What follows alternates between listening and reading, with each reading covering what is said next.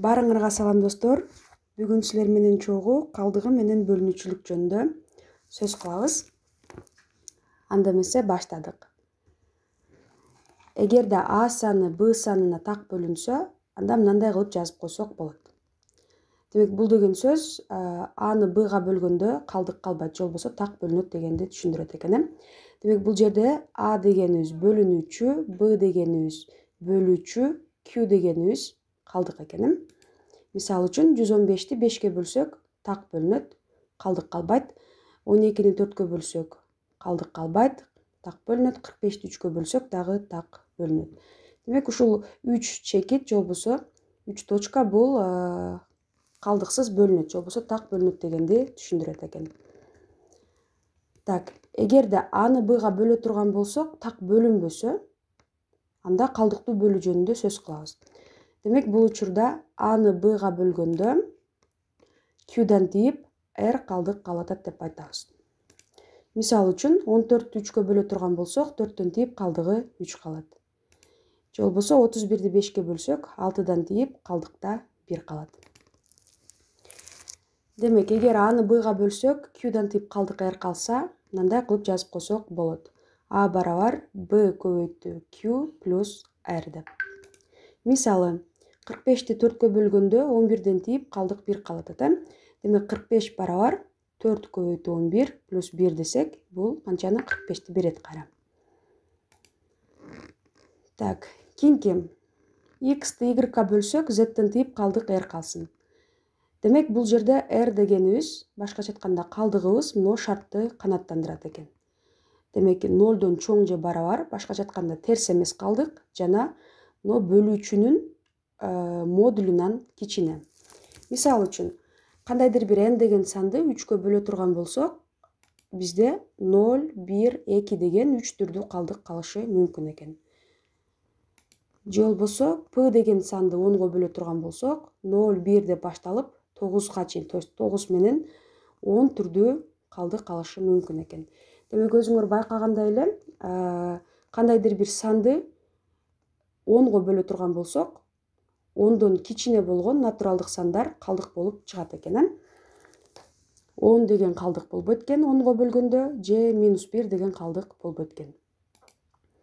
Демек Q'ну да -5ке бөлө турган болсок, терс санга бөлсөк деле 0, 1, 2, 3, 4 деген калдыктар гана калат экен.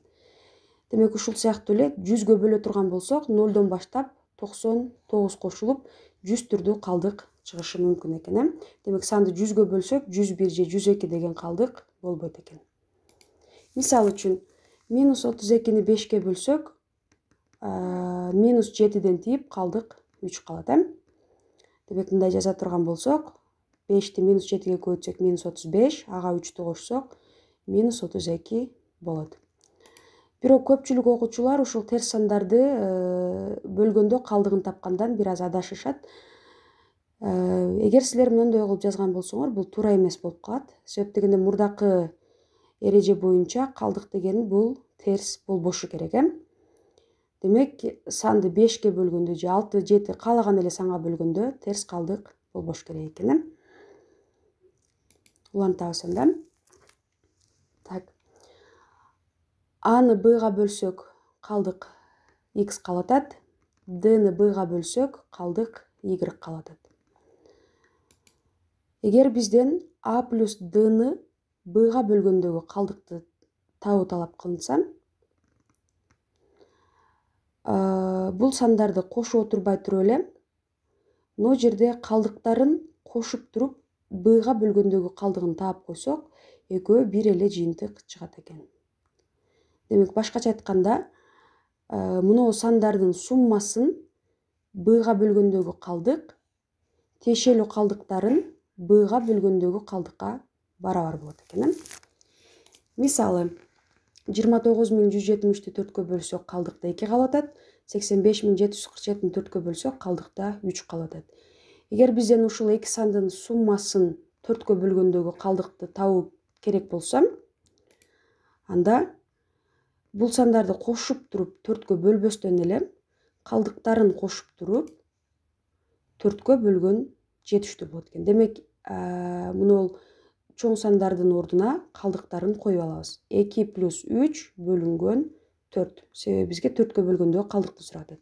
2ге 3тү кошсок 5, 5ти 4кө бөлсөк 1ден тийип калдыгы 1 калат.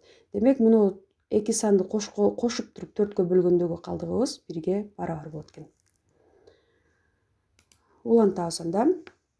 Карадан эле ушул эреже. Аны b-га бөлсөк калдык x калып атат, d-ны b-га бөлгөндө калдык y калып атат. Эми бизден көбөйтүндүсү болсо кандай болот? Мына эки санды көбөйтүп туруп b-га бөлгөндөгү калдыгыбыз, то есть r деген калдык чыкса,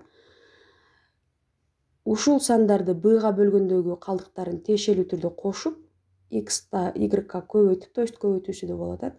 Көбөйтүп b-га бөлгөндөгү калдыгыбыз мына сандарды көбөйтүп туруп b-га бөлгөндөгү калдыкка барабар болот экен.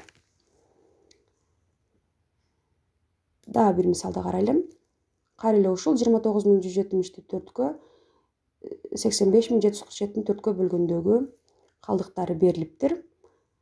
Ал эми бул сандардын көбөйтүндүсүн 4кө бөлгөндөгү калдыкты сураптыр бизден. Демек бул сандарды көбөйтүп туруп 4кө бөлүп отурбастан эле мына сандардын ордуна калдыктарын жазып алабыз.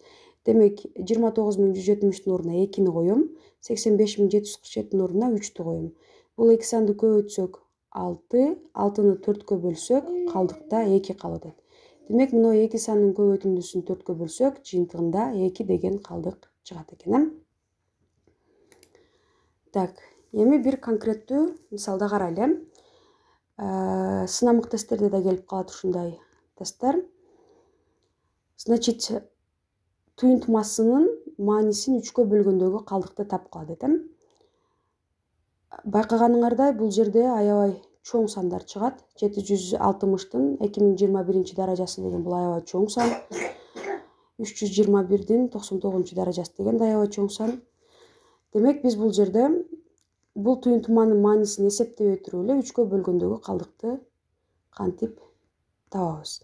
Карайсың да. Биринчи болуп мына сандардын ар бирин, то есть 760, 2023, 332, 321-лерди 3кө бөлгөндөгү калдыктарын табабыз. Анда 760-ты 3кө бөлсөк калдык 1 калат. Кошулган 2023-тү 3кө бөлсөк калдык 1 калат. 332-ни 3кө бөлсөк калдык 2 калат. Кошу 321-ди 3кө бөлсөк калдык 0 калат.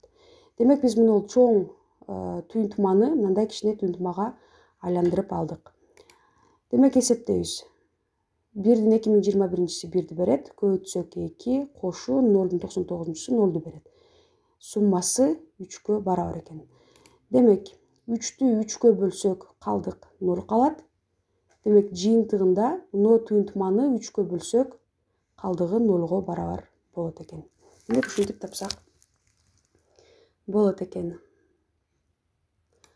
Так, достор, ушуну менен бүгүнкү видео сабагыбыз акырына чыкты.